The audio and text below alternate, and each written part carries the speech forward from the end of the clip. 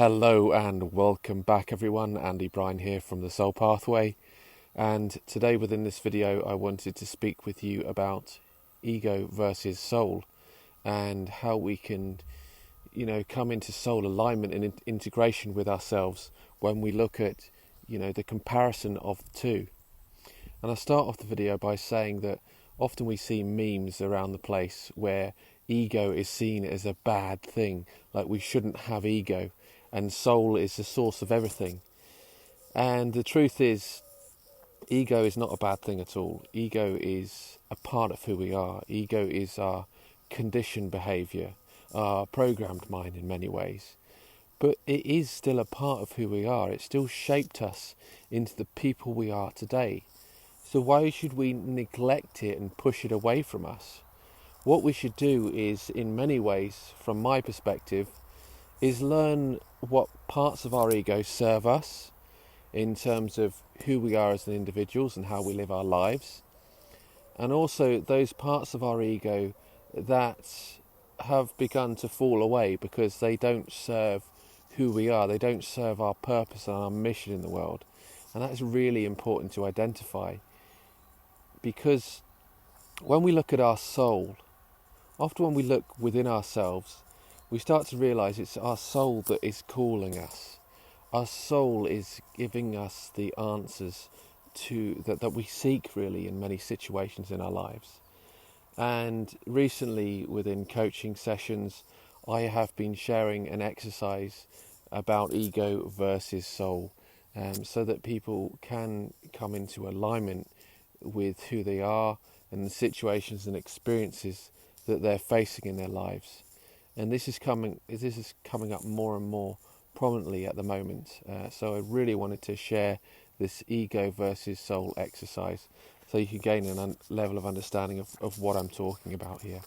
And so that you can begin to align your soul with what is right and what is true for you. So let's start off by looking at ego. I'll share a story with you briefly actually. I've been working with many people throughout using this process over the last month or so.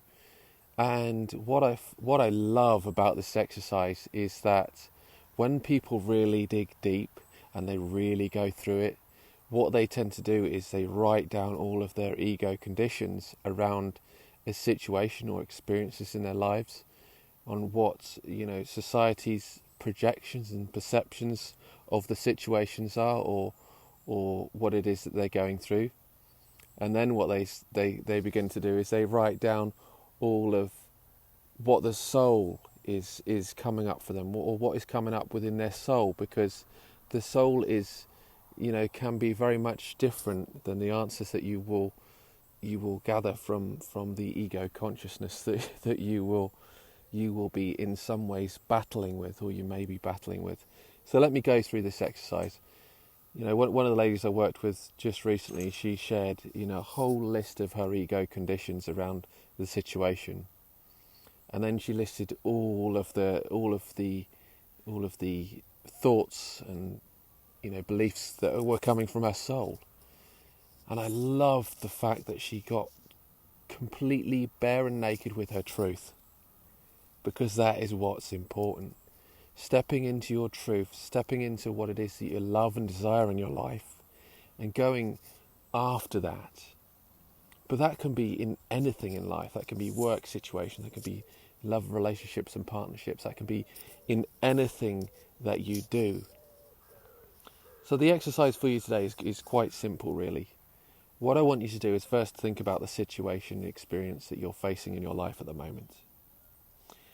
As you think about that, what I want you to do is think about all the ego conditions and all the ego consciousness around the situation and experience.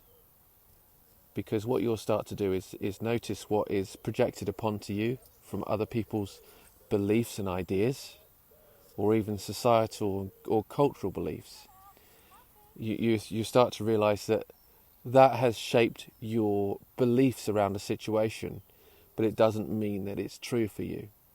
So what I want you to do is write down all those conditions, patterns and behaviours that have been placed onto you from those ego conditions and behaviours. Okay? Very simple and true there. And then what I want you to do is move over to your soul-based consciousness, the soul that lives within you. Because as I said before, your soul is always trying to guide you in the right direction. Your soul is allowing you to become into alignment with who you are. So once you've written down the ego conditions, I want you to then step into the soul-based consciousness, your unconscious self, what is coming from within. And then write down all of your internal beliefs, patterns and behaviours that shape the way you are today. And all those answers that are coming up from within. And what I would say to you is, I don't want you to do it like you would do through ego conditioning, because when you write down your ego conditions, you can do it from a third dimensional perspective. You can write them down and allow them to flow. But when it comes to, getting answers from your soul, what I'd love for you to do is take some time out, do some meditation, go out in nature, and allow yourself to clear your mind and refocus. Because when you can do that, you can rebalance, you can refocus, and you can collect yourself once more. And then once you go into meditation to gather the answers will show up for you, and you'll know what is right and true for you. And when they do show up, what I want you to do is write them down. Write all of the answers down on a piece of paper. So you've got all the bullet points of your ego conditioning. Then you've got all the bullet points of your soul calling and the answers from your soul calling. And then what you can do is you can begin to map out the difference between the two. Because once you do that, you can start to notice what is congruent and right for you. And you'll begin to feel what is right and true. Because your heart will know the answer. It always does. It always knows the answer. But this was just a short video today to speak about ego versus soul. But one thing I will say is that don't see ego as a bad thing. Ego is a part of us. Ego has shaped us into the people we are today.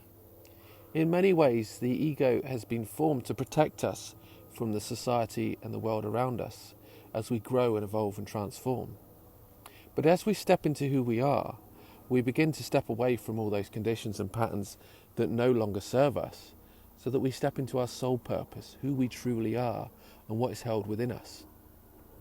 But that is a process. But know that your ego is a part of you. What's important to note here as well, though, from the ego versus soul exercise, is that the shadow is very much different. The shadow is just suppressed emotions and experiences from conditions of the ego. So these can be your fears, doubts, limitations and beliefs surrounding the situation. So these things may pop up within this exercise as well, because often what you tend to do is you've got your ego, telling you what you should do or what the situation is guiding you to do. And then you've got your soul, which is giving you the pure answers and the truth that lives within you.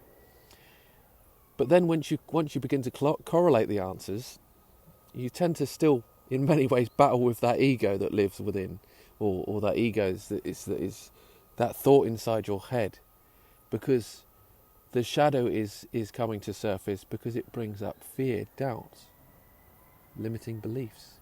You're not good enough, not worthy. And yet, once we begin to notice this, again, we can step into our truth. Because in many ways, those fears and doubts and limiting beliefs, often they're telling us that we know the answer. Our soul is calling us. Yet we may be fearful about stepping into that because it's stepping into the world of the unknown.